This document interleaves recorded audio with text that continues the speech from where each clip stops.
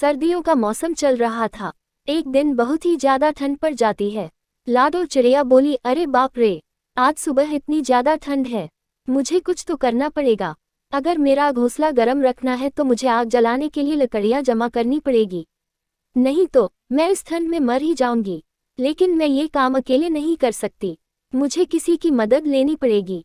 इतना सोचने के बाद लाडो चिड़िया चीकू चिड़िया के पास चली जाती है। लाडो चिड़िया बोली, अरे चीकू मौसी, तुम क्या कर रही हो? चिड़िया बोली, कुछ नहीं लाडो। लाडो चिड़िया बोली, अच्छा ठीक है। चीकू चिड़िया बोली, तुम बताओ, तुम यहाँ कैसे? लाडो चिड़िया बोली, अरे कुछ नहीं, अभी ठंड का मौसम चल रहा है ना, मैं सोच रही थी कि हमें हमारे घोंसले गर्म रखने के लिए आग जलानी होगी और उसके लिए हमें लकड़ियाँ इकट्ठा करनी होंगी। चीकू चिड़िया बोली, हाँ हाँ, बात तो सही है। लाडो चिड़िया बोली, आज घोघा मौसी मुझसे मिलने आई थी, वो कह रही थी कि ठंड के साथ बर्फबारी भी होने वाली है। मेरे तो ठंड की वजह से अभी से हाथ पैर कांप रहे हैं। चीकू चिड़िया बोली, तो बताओ कब जाना है लकड़ियाँ लेने को? लाडो चिड़िया बोली, अभी शाम हो गई है, हम सुबह घर का सारा काम निपटाकर फिर चले जाएंगे। चीकू चिड़िया बोली, हाँ हाँ, कल सुबह जाएंगे। अगले दिन सुबह चीकू और लाडो लकड़ियाँ जमा करने के लिए निकल पड़ती है। उड़ते उड़ते उन्हें रास्ते में कालू कौवा धूप सेंकते हुए उन्हें दिखाई देता है। चीकू चिड़िया लाडो चिड़िया से कहती है, देख लाडो, ये आलसी कौवा कैसे मजे में धूप सेक रहा है। लाडो चिड़िया, जाने दो ना मौसी, हमें क्या करना है, हमें बहुत काम है, हमें चलना चाहिए। चीकू चिड़िया, नहीं लाडो, ये आलसी कौवा ऐसे मजे में सुबह सुबह धूप सेक रहा है, ये मुझसे नहीं देखा जा रहा। तुम देखो मैं इसे कैसे काम पर लगाती हूँ। लाडो और चीकू कौवे के पास रुक जाते हैं।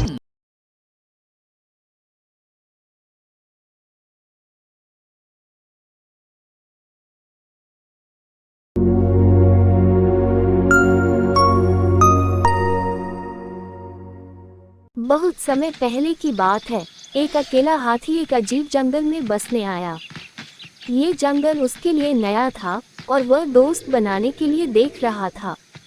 वो सबसे पहले एक बंदर से संपर्क किया और कहा, नमस्ते बंदर भैया, क्या आप मेरे दोस्त बनना चाहेंगे? बंदर ने कहा, तुम मेरी तरह झूल नहीं सकते क्योंकि तुम बहुत बड़े हो, इसलिए मैं तुम्हारा दोस्त नहीं बन सकता। इसके बाद हाथी एक खरगोश के पास गया और वही सवाल पूछा। खरगोश ने कहा, तुम मेरे बिल में फिट होने के लिए बहुत बड़े हो, इसलिए मैं तुम्हारा दोस्त नहीं बन सकता। फिर हाथी तालाब में रहने वाले मेढक के पास गया और वही सवाल पूछा। मेढक ने उसे जवाब दिया, तुम मेरे जितना ऊंची कूदने के लिए बहुत भारी हो, इसलिए मैं तुम्हारा दोस्त नहीं बन सकता।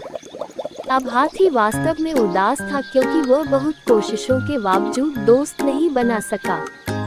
फिर एक दिन सभी जानवरों को जंगल में इधर उधर दौड़ रहे थे। ये देखकर हाथी ने दौड़ रहे एक भालू से पूछा कि इस उपद्रव के पीछे का कारण क्या है। भालू ने कहा, जंगल का शेर शिकार पर निकला है, वे खुद को उससे बचाने के लिए भाग रहे हैं। ऐसे में हाथी शेर के पास गया और कहा कि कृपया इन निर्दोष लोगों को चोट न पहुंचाओ, कृपया उन्हें अकेला छोड़ दें। शेर ने उसका मजाक उड़ाया और हाथी को एक तरफ चले जाने को कहा। तभी हाथी को गुस्सा आ गया और उसने शेर को अपना सूंड घुमाकर मारा। शेर दूर जाकर गिरा, उसे चक्कर आ गया और जख्मी भी हो गया। शेर सोचने लगा, अच्छा है पैर के नीचे नहीं दबाया, मेरा तो दम ही निकल जाता। ये सोचकर शेर दुम दबाकर जंगल से भाग गया। अब बाकी सभी जानवर धीरे धीरे बाहर आ गए और शेर की हार को लेकर आनंदित होने लगे। वे हाथी के पास गए और उससे कहा, तुम्हारा आकार एकदम सही है हमारा दोस्त बनने के लिए। सभी जानवर उससे खुश थे और दोस्ती करना चाहते थे। उसके बाद सभी जानवर एक साथ खुशी से रहने लगे। तभी जंगल में आग लग गई और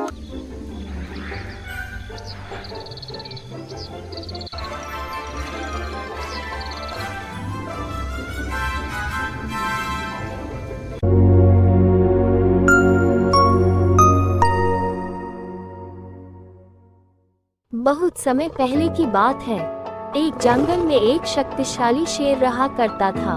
उसे भूख लगती तो वह शिकार पर निकलता और जो जानवर उसके सामने पड़ जाता उसका शिकार कर वह अपनी भूख मिटाता था। जंगल के सभी जानवर उससे डरते थे। एक दिन शेर ने एक बकरी का शिकार किया।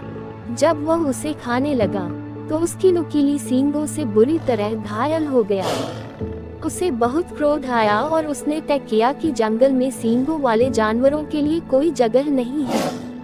उसने पूरे जंगल में ये घोषणा करवा दी कि सींग वाले सभी जानवर जंगल छोड़कर चले जाए। ये घोषणा सुनकर बेचारे सींग वाले जानवर क्या करते।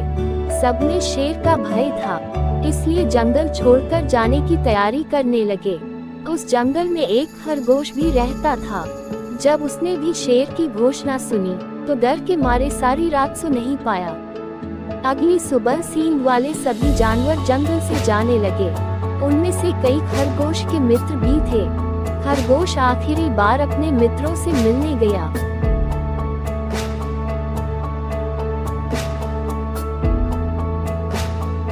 जब वह उनसे मिलकर वापस लौटने लगा तो उसे धूप में अपनी परछाई दिखाई पड़ी। परछाई में जब उसने अपने लंबे कानों को देखा तो डर गया। उसने सोचा कि कहीं मेरे लंबे कानों को शेर सींग न समझ ले। यदि उसके ऐसा समझ लिया तो फिर चाहे मैं उसे कितना ही क्यों न समझाऊं, वह मेरी बात नहीं मानेगा। बेमौत मरने से अच्छा है कि मैं भी जंगल छोड़कर चला जाऊं। उसके बाद बिना देर किए उसने भी जंगल छोड़ दिया।